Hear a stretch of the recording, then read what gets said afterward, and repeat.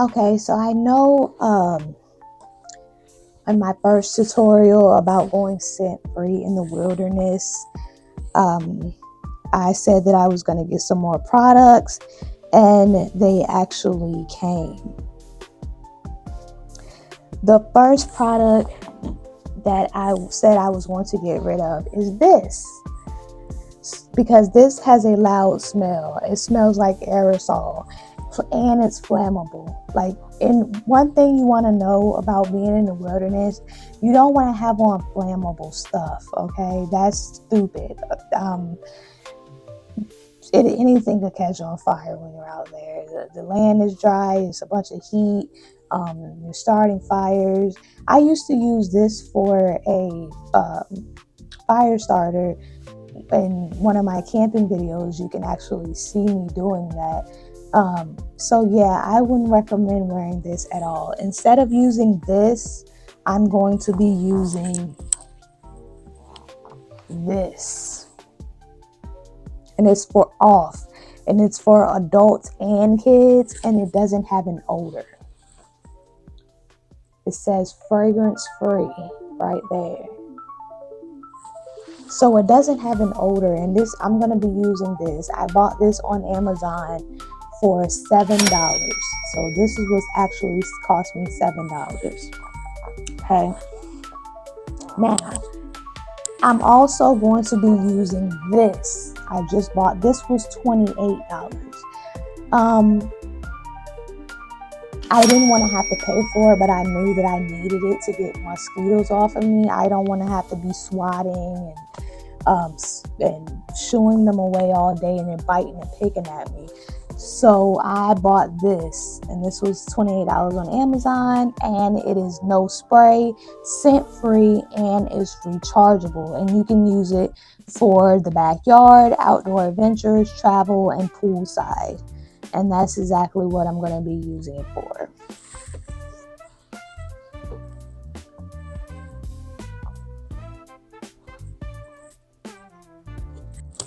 Now, I also said that I couldn't use this toothpaste right here, this cheap dollar store toothpaste, on my dog because it smells like a chicken flavor, and I can't use anything scented in the wilderness. So instead of using this, I'm going to be using this. And this is the kind that I was talking about. You put a pearl size amount to your finger or brush and rub along the gum line and teeth. And they recommend using this twice, 1 to 2 times a day. So I recommend using it twice. Every time you feed your dog, I would recommend brushing their teeth with this so that there won't be no odors on their breath when they're out in the wilderness. Because other animals can detect when there's another animal. So this will help with any odors that's on your dog's breath. Okay. Now, the next thing I said I would get rid of is shampoo. Now, this is wig shampoo. It's a little bit left in here. I've been using this for quite some time to wash my wigs, and it has an odor. I cannot use this. So instead of using this, I'm going to be using this. And this finally came, and I've never used this before. This is my first time using this, and I smelled it, and I don't smell anything. So this should work quite well. I'm going to use it today. I'm going to use it today's and see how it works.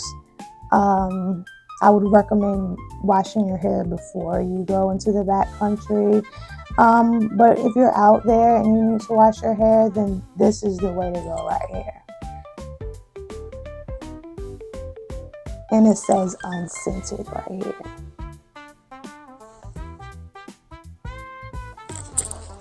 Okay.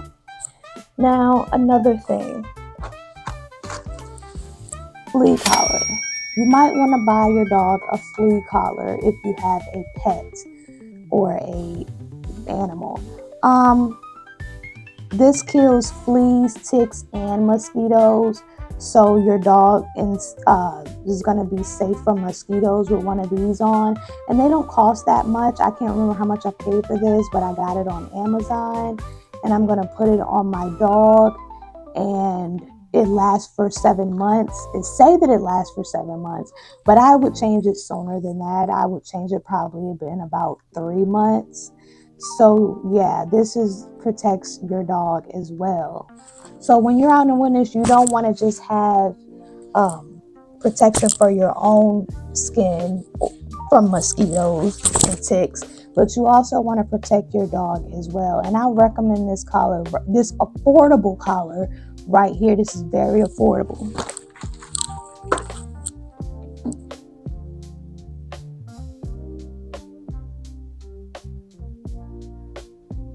Now another thing, a bear horn. I have a whistle.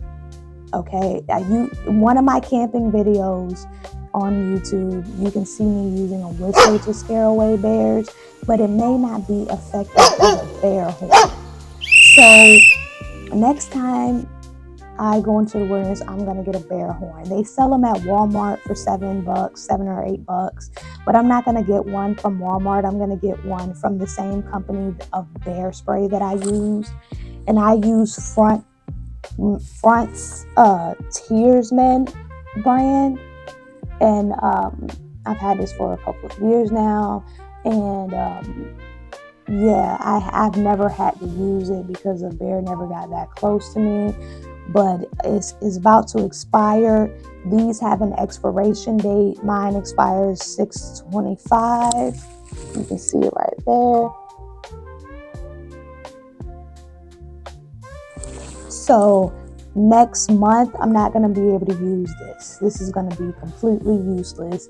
I paid about $40 for it. You cannot use expired spray. That's not going to work. Okay. So if you have expired spray, I would recommend throwing it out as immediately as possible and get you another can. I'm going to get another can on Amazon. Like I said, I saw a set that comes with a bear horn, and the bear horn is loud. It is a loud sound that get rid of the bears. Okay.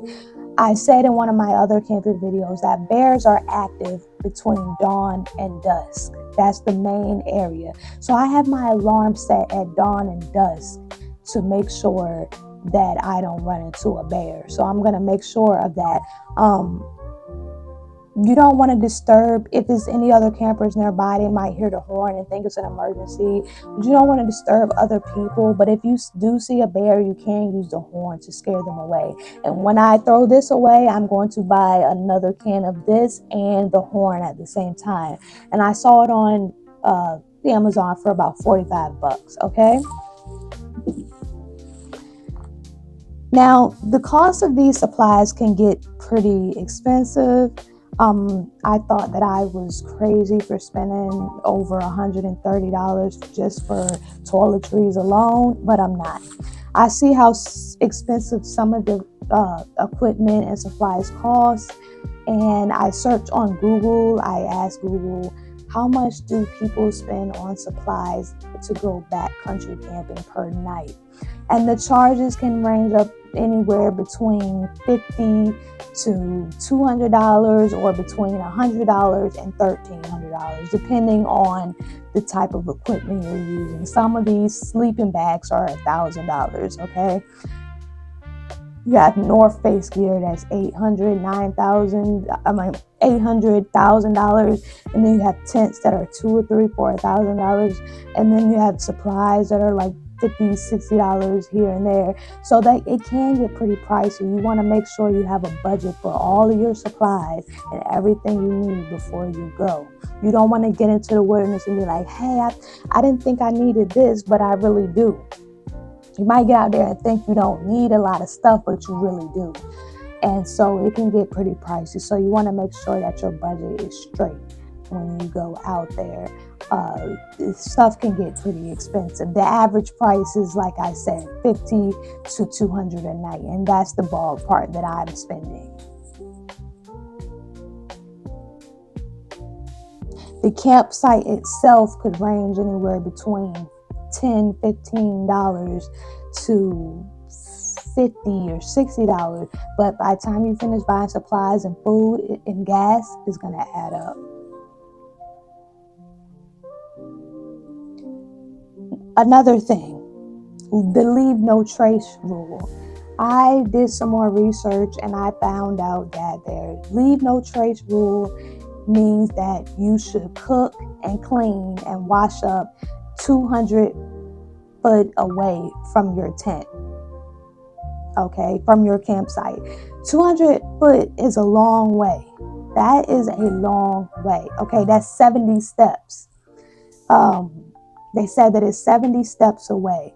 70 steps is pretty far, and some people might not feel like walking that far, but you have to. That's the leave no trace rule.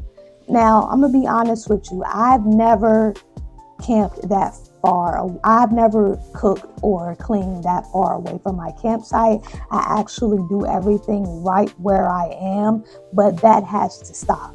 Okay, I cannot keep doing that. There's too many black bears running around. And if I was in grizzly country, I definitely wouldn't be able to do that.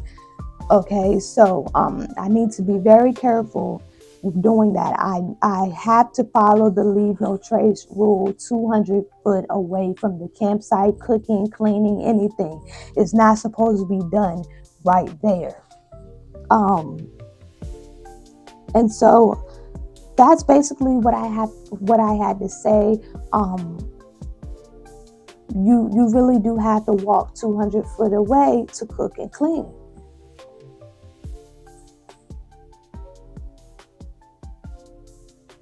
Now, I don't use campsite showers. I just don't. I'd rather bathe in the comfort of my site, but to each his own. Some people would rather shower in the shower.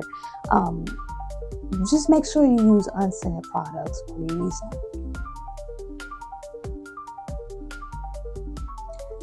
The last thing I'm going to say is bears do go out in the rain.